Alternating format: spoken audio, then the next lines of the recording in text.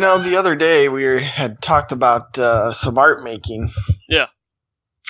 And I had asked you for, the top 3 things. And, I'm sure probably as anyone may or may not know, you're a pretty good person to ask in that regard. I think so. I mean, I don't have it all figured out, but I've made a lot of damn art over the past decade, that's for sure. Well, that's, you've probably painted 2,000 works over the last 10 years. Yeah, for sure. And that's not using hyperbole. No, that's accurate.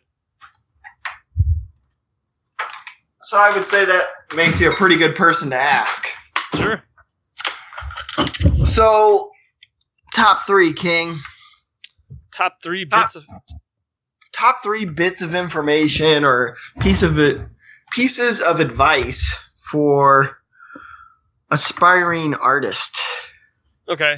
We we talked about this, but we could almost apply this to anything. Not even just artists, to anyone who wants to be successful in any field, which is cool. That's exactly why I bring it up, because it is highly applicable across the board. Yeah, for sure. My top 3 was to, number 1, be obsessed with it. Because if you're obsessed with it, you're going to kind of plan your life around it. You're not going to have to worry about working every day because you're going to work every day. You're obsessed with it. It's constantly on your mind, right? Constantly. And yeah, like everything's kind of revolving around that. And, if you want to be at the top of something, that's how you got to do it. You can't really take a back seat to anything and be the best at something. And I mean, I think there's some resistance initially in getting off the ground with that. Sure. Because I kind of go in states of being obsessed with it and not being. So I can kind of teeter-totter on the middle of the fence depending on what mood I'm in. But, once you're kind of in it and you've built up your momentum for whatever it is you're pursuing, it's almost easier to maintain. Yeah, for sure. Than it is to get it, generated. Oh, no doubt about it. Because you start to see the progress in what you're doing, and then you basically just you break whatever it is you're working on open, and it's just really fascinating, so you keep going. Yeah, for sure. I mean, I definitely know that there's been plenty of occasions that actually, I guess the difficult part for that is when you do kind of get into that phase is like maintaining your own well-being, because like you'll forget to eat breakfast and lunch and dinner, and then you look up and it's 10 o'clock and you're like, what? I'm like still in my pajamas. Yeah, sure. I mean, that definitely happens, and it still happens now to me, but it happened more so at the beginning when you're more prone to just going crazy one way or the other, like, before you really get everything set, and either you're working for like 20 minutes or you're working for like 20 hours, and it swings more wildly early on, I think. Well, that kind of feeds into number 2, which is... my number 2 was end on a high note. End on a high note. So, I mean... It's easy if you have been working for a really long time. Chances are when you stop, you're going to stop at a difficult point that you're not certain what's going to happen. Yeah, and you'll press on until you're exhausted. For sure. Whereas you're saying, don't do that. No, stop while you still got a little gas in the tank. Yeah, most people stop because they can't go anymore, or they're, like you said, they run into some problem, or they're exhausted, or whatever the case might be, and they say, well, I better stop now, or I need to stop now, or whatever. Like, that's ending on a low note to me. Even if you got 20 hours worth of really good work in, and that last 10 minutes, you're like, you pushed it a little too far, or it's not, whatever the case might be, you're getting too tired, or you're making some weird decisions, or whatever, and then you stop.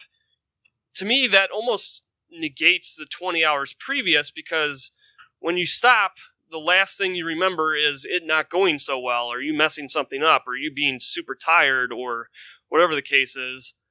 And it doesn't always have to be that extreme. I mean, no. settled on that number, but it could be an hour worth of work. The point is, when you stop, you want to stop in a positive way and have some idea of what your next moves are when you return. For sure. And that's something I really struggle with, because I'll kind of always work to a problem, and then I take a few days to think on it. Mm-hmm. But that pushes you out of the sequence that pushes you out of your creative flow, I guess you could say. Yeah, for sure. Because you'll kind of be apprehensive to return because you don't know what you're going to do. Oh, exactly. And like you said, at that point, you've already been out of it for a couple days, so you're in a different mode, and you might not even remember exactly where you were at, or you might remember part of where you were at, or whatever the case is.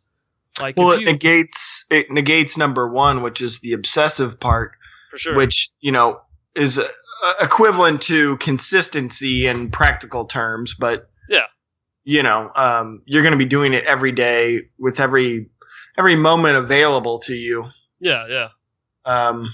Within reason, or perhaps not within reason. Sure, and I've talked about this before, but like, even if I'm working for a while and just from the start it's just going terribly, which happens, maybe I'm having an off day, or I don't know where I'm going, so I'm just kind of running about everywhere as far as art making goes, or whatever the case is. Sometimes you just have a bad day or a bad session.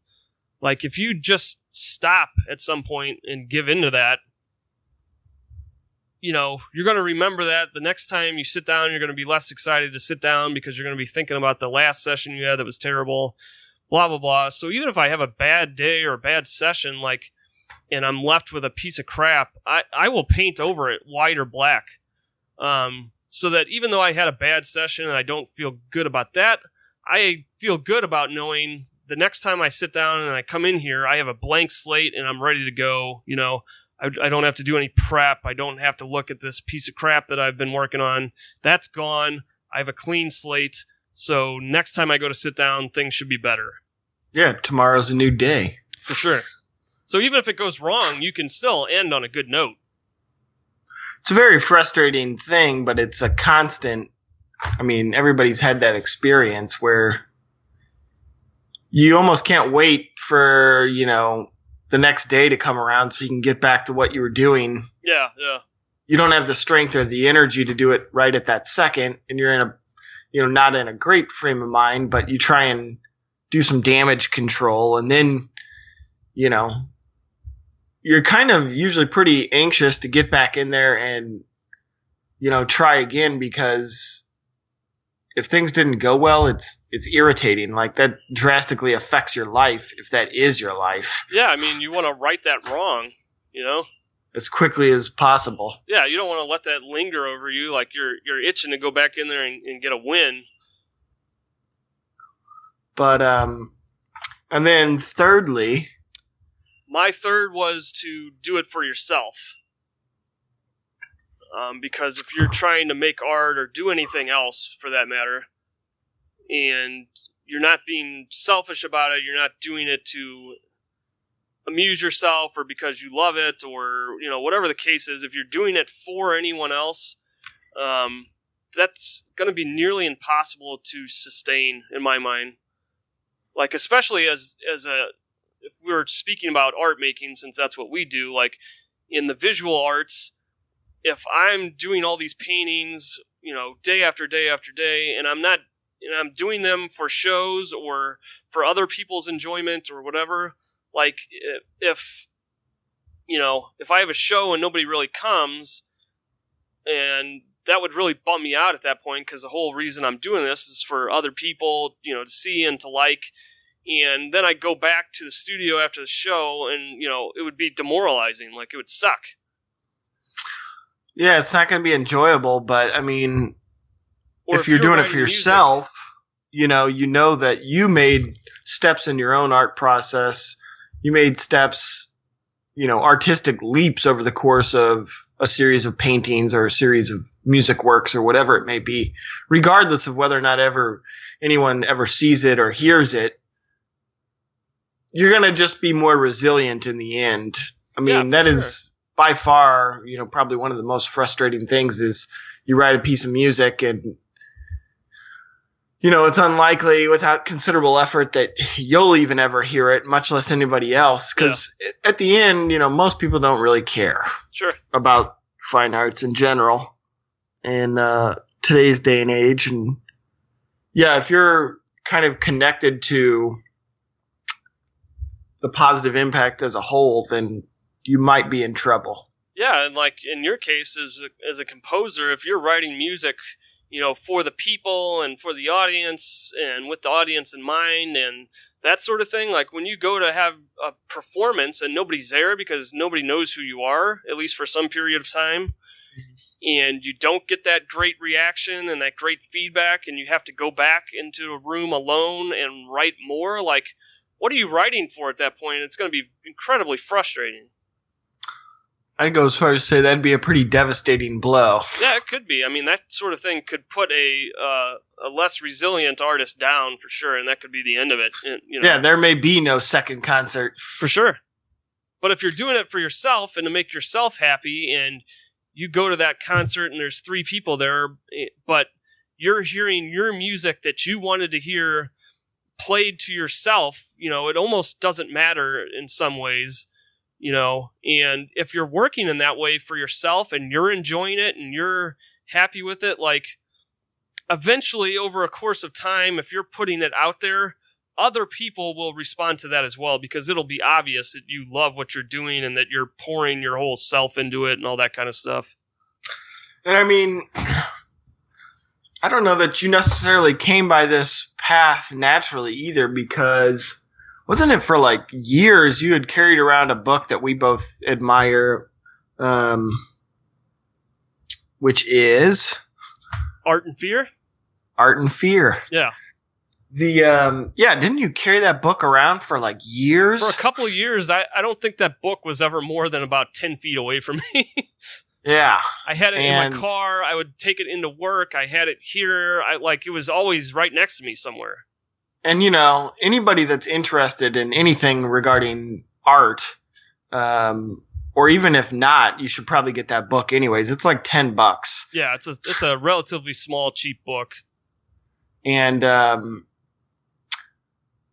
of applying it covers a full gamut of different types of artists that all have different types of problems that, I think anybody who's trying to do something struggles with. But, there seems to be different temperaments have different problems. And, yeah, for sure. They had talked about, one of the things is like the number of visual artists, that graduate from college programs and then basically never go on to do, make another piece of art ever again. Yeah, it's like astonishing. And that definitely rings true for the composers that I have come across. It's like once people stop taking a interest, i.e. your colleagues, school colleagues and your teachers, once that support system's gone and it's just you left in a room and, you've got to put on, considerable effort into writing this music or painting these pictures and then put on your own show or concert, which nobody's going to attend, mm-hmm. The survival rate for that is like 10%. Yeah, for sure. And not only that, I mean, you also have in an academic system, you have the structure of, in most academic programs, I have to assume, if you're a visual artist, say, I'll use that example since that's me, they will give you, I have to believe, some kind of general guidelines, whether it's as simple as, okay, your piece is due here, or you have to be this far into it by now, or we're going to be doing a piece based on this, but everybody gets to do their own thing. Like, they give you guidelines to work within, so you don't have to come up with that kind of stuff yourself. You're not just sitting there totally free and alone looking at a blank canvas. Like, you might know that you have to do a figurative painting, or whatever. Yeah, I mean, that's once you have to make all those own decisions yourself, it's a totally different thing.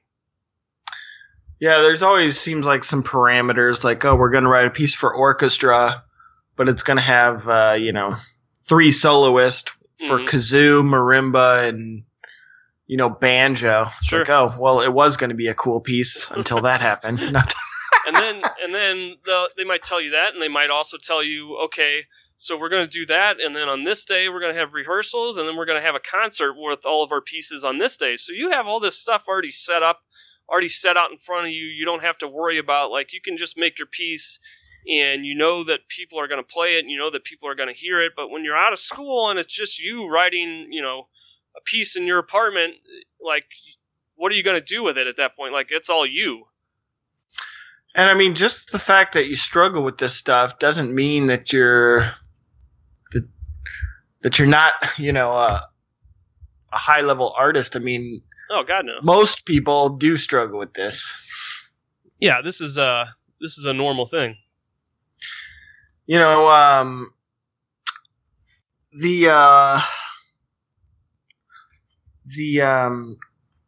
Victor Hugo, the Hunchback of Notre Dame.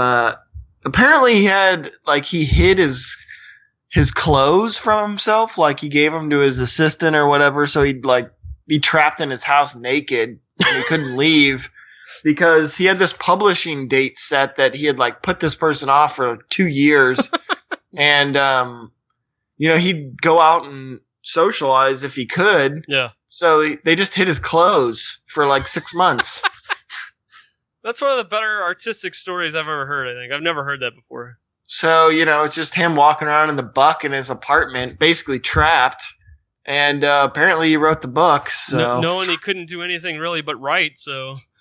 And I mean, he instigated that himself, Well, because he knew that he would find a way to sidestep his responsibilities. Whatever you despite the fact he wanted to write the book.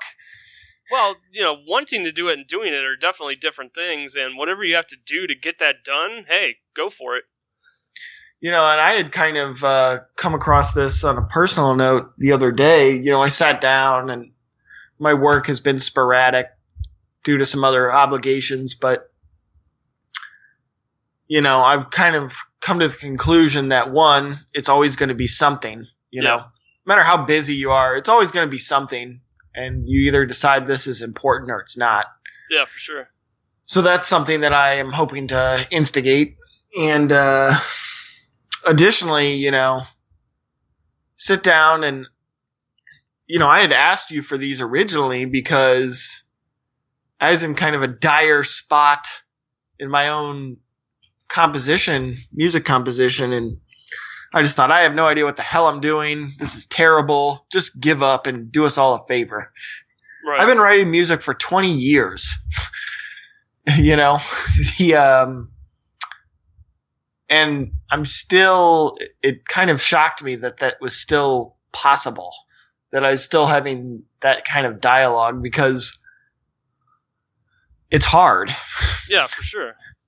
And, I decided ultimately, I left on a bad note, so I violated rule number 2. Yeah, for sure.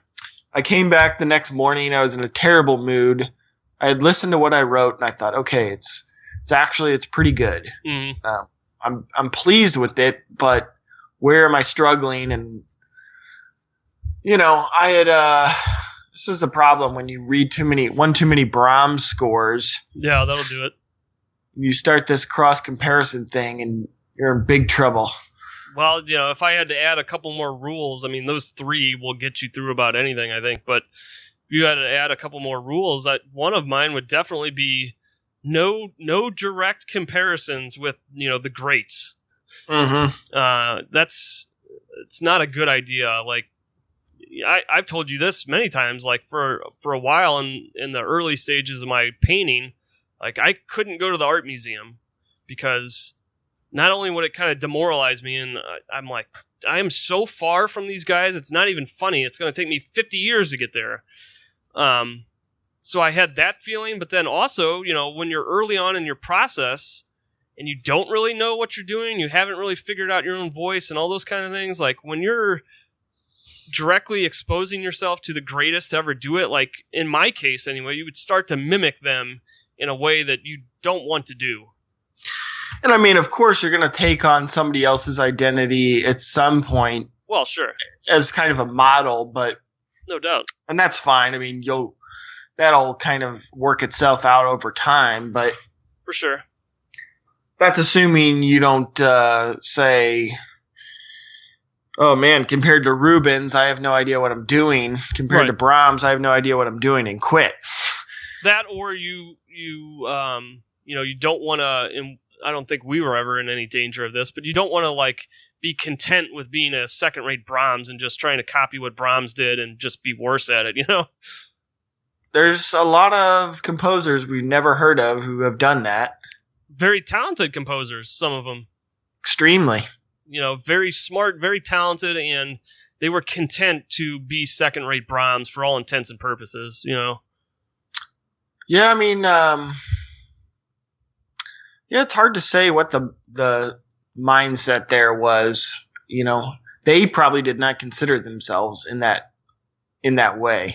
It would be interesting to talk to some of them because, were they aware that they were even doing that? And if they were they just okay with that? Is that just what they liked and what they wanted to do? Or maybe they're just, not the kind of strong personalities that would assert themselves, in a personal way. Who knows? I mean, because that's not to say every artist has to be a innovator and a pioneer. In fact, quite the opposite. Yeah, most are not. Most are not. And there's I think some real danger trying to be very innovative if that's not your natural voice. Oh, it's a terrible idea. If you can kind of nudge yourself along, but if you're going for the spectacle and you're trying to one up whoever, just because it's new and innovative, and it's like, well, this has never been done before, and it's like, yeah, maybe that's never been done before for a reason. Maybe there's a reason nobody's ever done that before. So, I mean, there's definitely artists that their role is more, they can live under the umbrella of a specific sound world or a painting world, which is comfortable and been expressed before, but with their own subtleties to it. Sure. And their own refinements. I mean, they're they're refiners. And I kind of consider myself to be in that category. Sure. I'm not on the cutting edge of music experimentation, and for the sole reason that I don't want to be. Well, yeah, I mean, we've talked about we usually refer to, I think, there's a Picasso way and there's like a Renoir way. So Picasso is always on the cutting edge, always doing something new and innovative and, experimenting wildly and all that kind of stuff. And Renoir was kind of the opposite. He was content just to paint women and paint nice pictures and, more or less do the same sort of thing for most of his career. And he was an extremely important figure, and I wouldn't want to go without Renoir. Yeah, I mean, I could name you 100 composers right now that are not innovators. Yeah, for sure. In a way, though, they were innovative within their own chosen language. Sure. I mean, to keep it the French theme, Fauré comes to mind. Absolutely. I would not give up Fauré for boatloads of innovators. Yeah, for sure, and he's definitely not a figure we would put up there as an innovator in music history. I mean, he filled in some gaps somewhere, but that's incredibly important. Yeah, I mean, he had a sincere and personal language that it shared some similarities with others, but again, he didn't have to be the most innovative composer on the planet, and most do not. Well, sincere is a good term for like his music or Renoir's paintings. Like, you can tell that's what they wanted to do, that's what they wanted to see or hear, and that's what they did, and they put themselves and all their thoughts and love and feeling into it, and it's hard not to it's almost impossible not to feel that yourself when you're listening to it or looking at it now. I mean, that's a sincere artwork, and if you're being sincere about it, whether you're innovative or not, I mean, you're doing something right. You know, and I think it's hard to say, but a lot of, artists, I think they feel like if they are so outlandish, somebody will have to be forced to recognize what they're doing. For sure. And, if they're,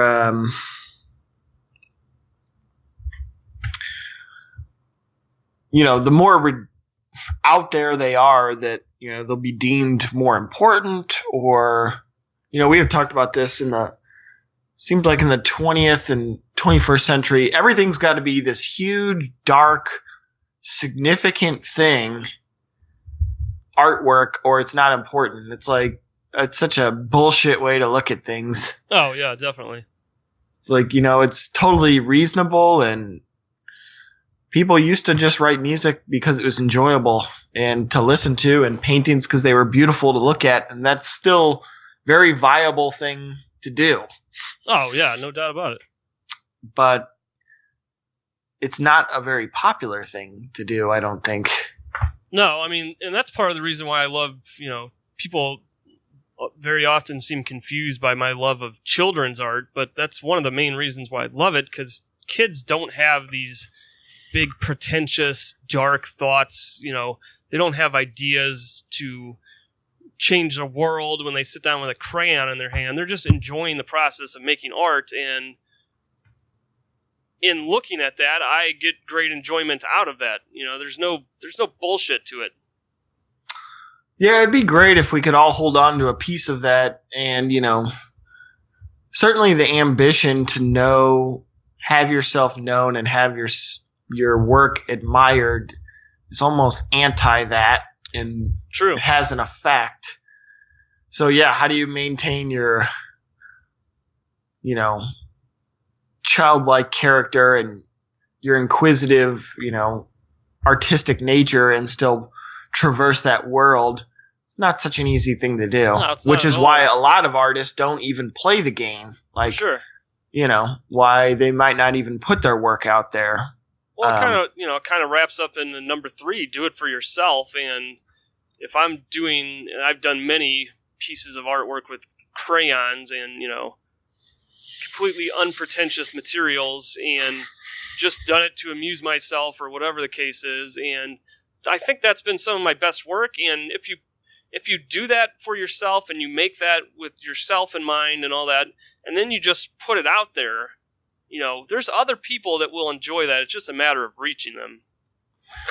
And I mean, that's interesting that the medium has a huge effect. So you had said using a crayon, it's hard to have these like grandiose fantasies while you're holding a crayon in your hand. Your mindset automatically is like something else, because if you're sitting there with a crayon, you're not in the frame of mind that you're about to produce the next masterpiece. Like, you're like, I'm just going to have some fun and do a little work here, Versus oil on canvas, which has been used by every major artist for the last 1,000 years. You got a nice big canvas and, some expensive oil paint, and you're sitting there looking at it, that blank canvas, you have all kinds of thoughts and, pressure on you in some way. And I don't know, it's a different sort of thing.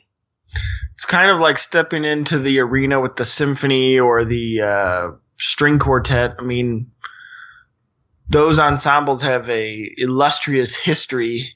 Yeah. And it's, it's hard not to say, I'm going to sit down and write something for the symphony and not think of,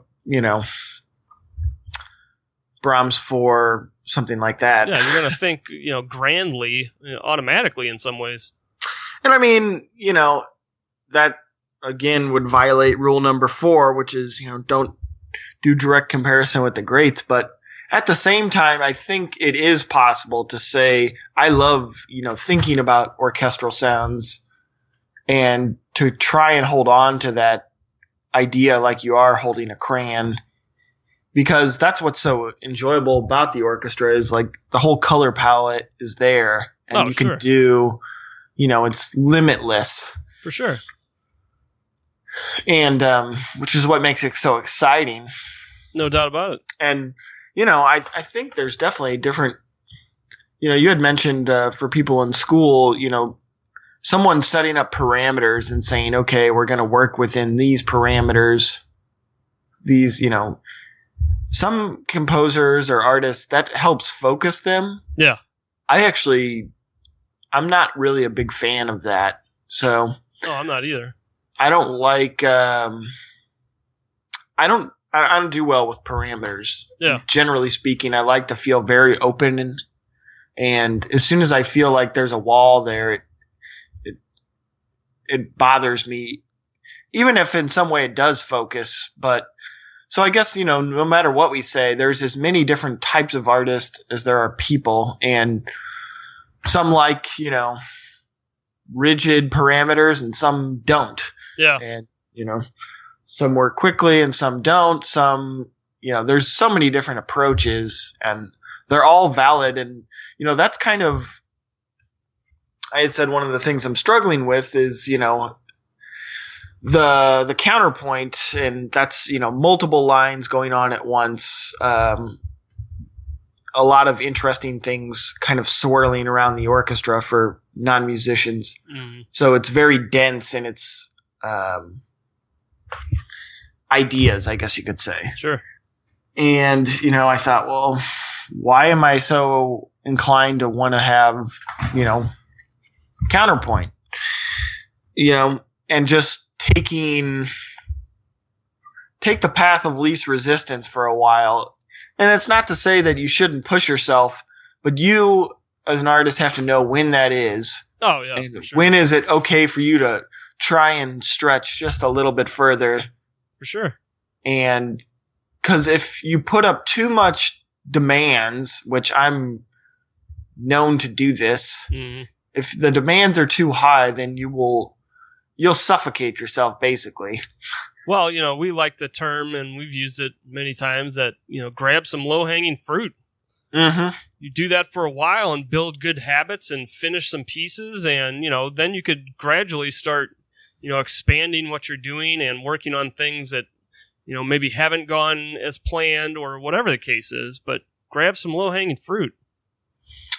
Absolutely. And, if you're getting really frustrated and you're, yelling kind of series of curse words at yourself in your own art making process, then your demands are probably too high. For sure. And take it from me, because I just finished doing that. No. Well, and then I thought, okay, I need to change my approach, because if I don't, then this isn't going to work. I painted for about 8 years, just more or less grabbing low-hanging fruit.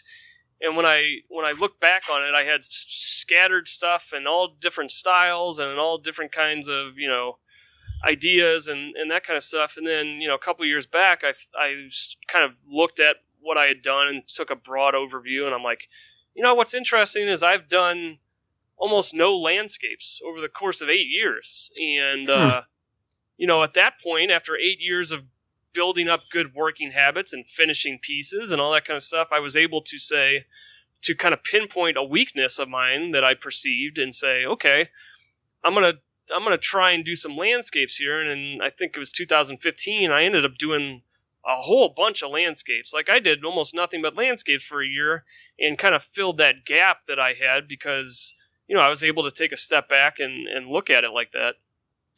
And you felt like you were in a position where you were comfortable enough with your own process and your own strengths that you could. Yeah, for 8 years, I didn't put pressure on myself to do certain things, or I didn't look at my work and say, oh, I haven't done any landscapes, I better do that right now. Like, I just grabbed what I could, and after a certain amount of time and a certain amount of pieces and feeling comfortable with myself and my art and my work habits, sure, you can step back a little and start to kind of analyze and, like I said, work on stuff maybe that you need to, or push a little further in this direction, or whatever the case is. People put way too much pressure on themselves, like, right from the beginning, I think.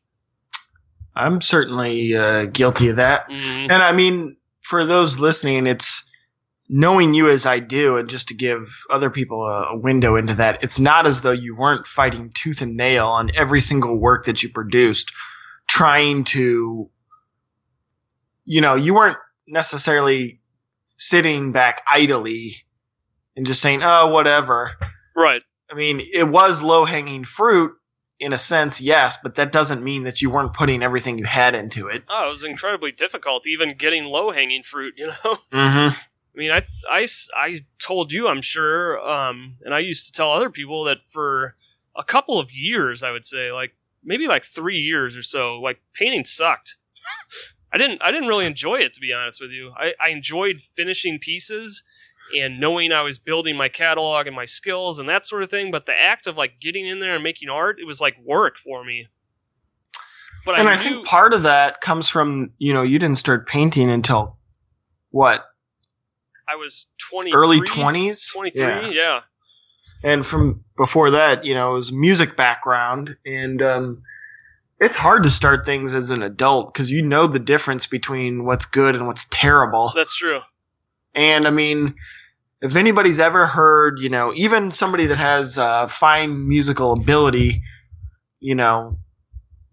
hand somebody a violin for the first time. Sure. I mean, they're going to sound terrible for a very extended period of time. Yeah, definitely. Because it's such a sensitive instrument.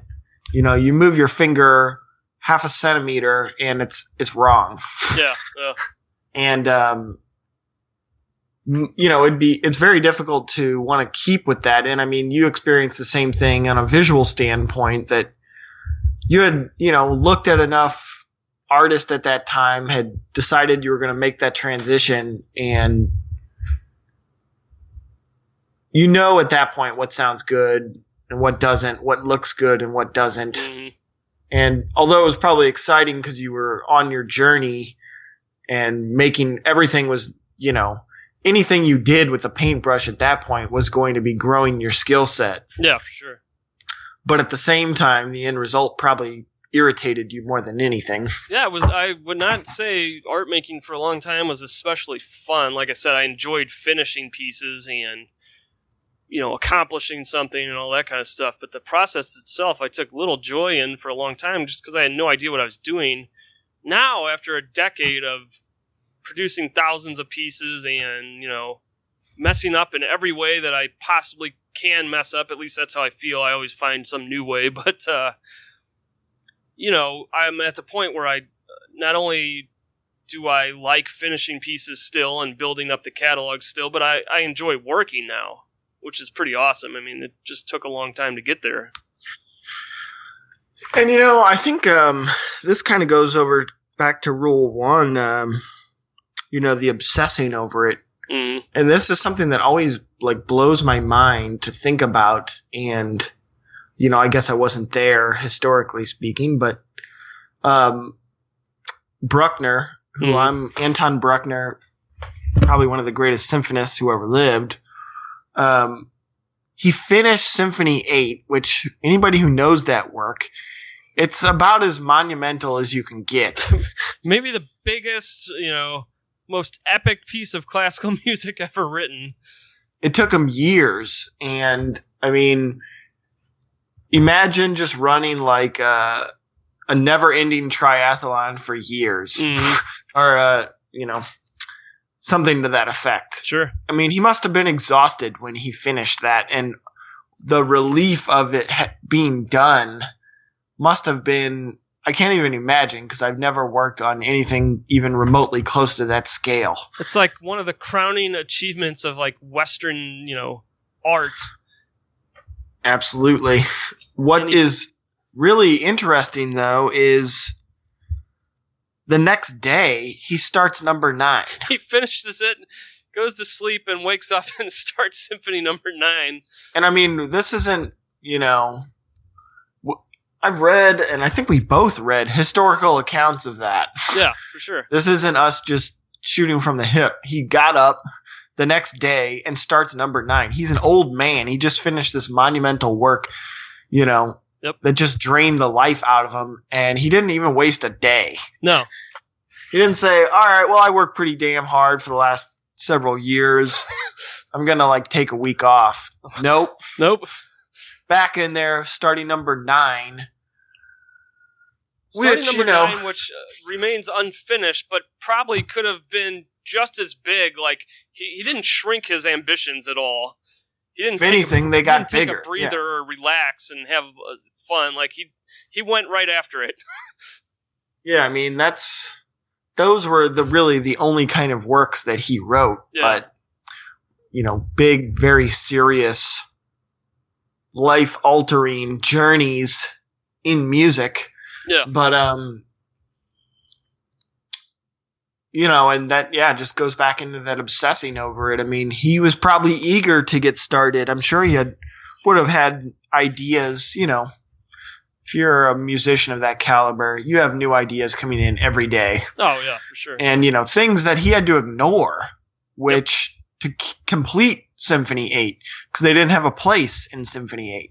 And that's something that this is a place I really struggle with, because, I will start one work and it's going along and I'm very pleased with it. Then a new idea comes and I'm very excited about it. Now, I will temporarily put the work I'm working on hold to explore the new idea. Yep. Guess what? That never ends. Yeah. Never. Well, There's always new ideas. Always seem better and more exciting, And I don't say I'm quitting the work I'm working on. I say I'm just going to set that aside. Let me explore this new idea. Yeah.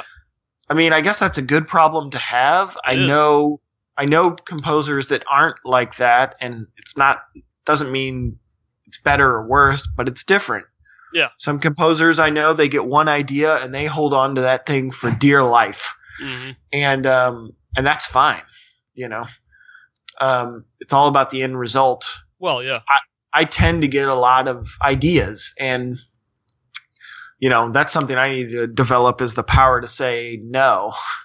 Well, that could be another very viable and very important rule, and that was something that I read and something that I implemented pretty quickly in my art making, was that, I read it in a book somewhere or something, I think, that you have to be willing to either let go of or set aside new ideas that don't serve what you're currently working on.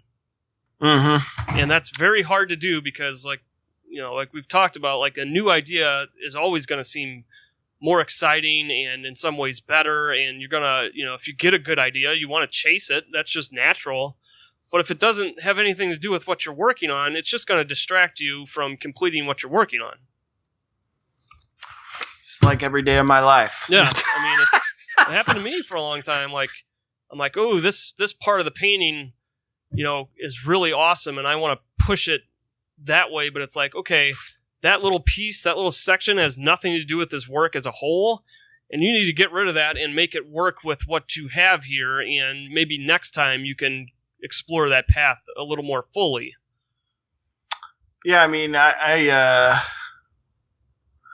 don't know if this is a good thing, but it's a thing. Yeah, I probably have more realm in this experience than anyone I've ever met. I have more unfinished works than anyone I've ever met. Sure. And it's not great. I mean, if you can avoid this process, you will save yourself a world of hurt. Because I'm telling you from experience, like, I chase ideas and, I'll spread. It's not uncommon. I've talked to you before where I had, 1, 2, 3, 4, 5, 6, 7, 8 different pieces going on. Yeah, for sure. And none of them ever got done. Mm-hmm. I mean, that's, sadly for me, that is a major problem. Yeah, I mean, that would be a problem for anyone. In great contrast, you work on typically one work at a time. I almost never work on more than one at a time. Even when I was doing, paintings with oil paint, which take a long time to dry if you're looking for certain effects and that sort of thing, like, I would just work less at that point because it's very hard for me to spread myself over more than one piece and then to go back to a piece, and try and get back into that mindset, or try and, remember where I was going with it, or whatever the case is. I like to put all my focus and mental energy into one thing until I'm done with it. Yeah, it's completely understandable. Move on to the next one after that, And I guess, by contrast, I have different moods, and if I'll work on a piece for a while and I'll get as far as I can, if I get at a sticking point, then I'll switch gears, which notice I said if I get to a sticking point, that means I'm leaving. When I leave that work A, and switch to work B, I left work A in a state of uncertainty, which, is essentially violating rule number 2, which is end on a high note. Yeah, absolutely. That means next time I come back to that work, I don't know what I'm going to do. And there are many occasions where I will step away for a few days, and when I come back, magically my brain was working on it and it knows what it wants. Oh, that definitely happens. That happens, and I'm not negating it. Just because that's been my experience, has been successful with it, but I don't know that it's optimal. Yeah, for sure. I don't know that it's optimal. And, these are great guidelines for, artists that are getting comfortable, that are getting, their work habits in order and kind of climbing. There's probably a point where once you reach a certain level of confidence and, when you've painted 2,000 works like our buddy King here, or,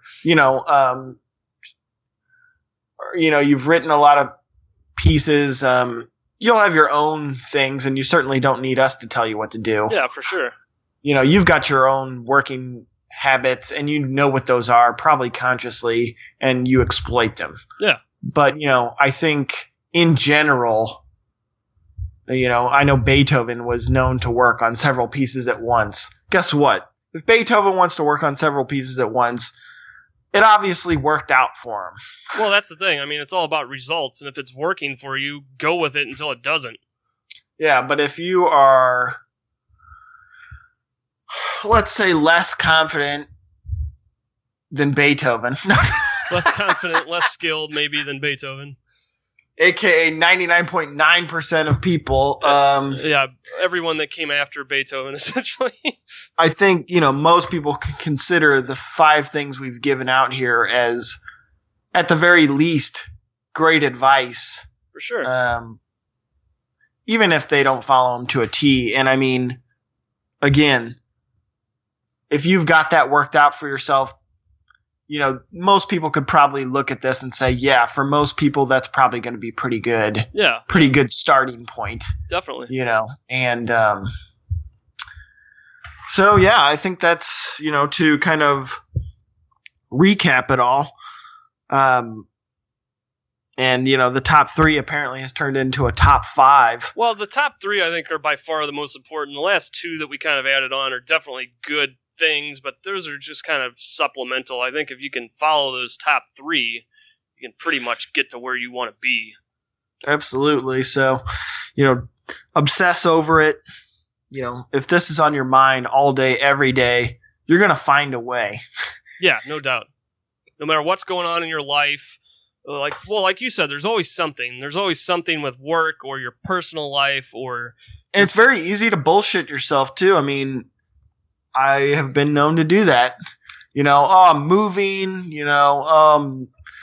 I'm just gonna, take care of this one thing, and then I'm gonna get back to it. I'm gonna take a little time and get this in order, and then I'll be ready. It's always something. It never happens that way. Yeah. Ever. And I mean, sometimes it literally is just impossible, and True. you'll know when that time is. True. But more often than not, that's not the case. Yeah. And I mean, well, we have a way of justifying not working and not being successful because, of these other things going around, because we don't want to just say, yeah, I didn't I bitched out. No. Yeah, I didn't put the time and effort in. I didn't plan my time well. I wasn't efficient with my energy. Whatever the case is, like, you don't want to just admit that, because then you feel like a piece of crap. So you say, oh, I got this going on, so it's okay that I didn't work. Or, you're bullshitting yourself at that point. And yeah, I mean, it's easy to do, and we all do it. Oh, but that's not going to help you write your book. No. That's not going to help you paint your piece. That's not going to help you start your business. Nope. It's not going to help you, So it's being honest with yourself is not always fun. No, I mean, what people need to be doing is, instead of making excuses as to why they couldn't get something done, people need to start being more selfish, I think, in general, as far as making art, and say, okay, well, I can't do this because I have work to do, or, whatever the case is.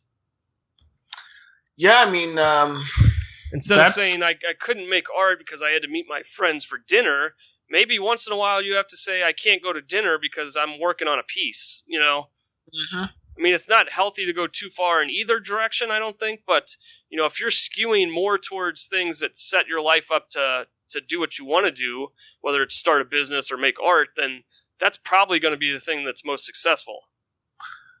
I mean,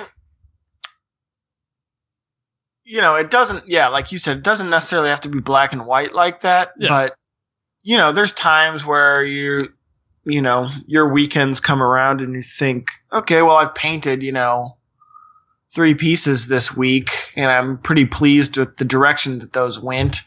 And, now I'm going to take some time, which, this is rare for you, but it does, I'm going to take, the next 8 hours and go do XYZ, Oh, for sure. Then you usually still end up working. Like, I think you said, the only day you actually end up taking off is like Christmas, maybe Thanksgiving. There's like tops a handful of days in a year where I just will get absolutely nothing done. And usually I know when that's going to happen ahead of time. Like you said, like Christmas. I know Christmas Day I'm not going to be getting anything done, and I'm okay with it because I'm killing it every other day. And Mm-hmm. Christmas is about other things. And, a lot of times on those days, like you said, I still get something done, even though I've kind of relegated myself to doing nothing because I don't need to for that day. A lot of times I'll still come home and sketch a little bit, or I'll still read a little bit about something, or I'm still in it somehow. Well, it's just who you are. For sure. And, that would ring true for any of these artists that abide by number one, which is you obsess over it. Yeah. You don't want to leave that world. No.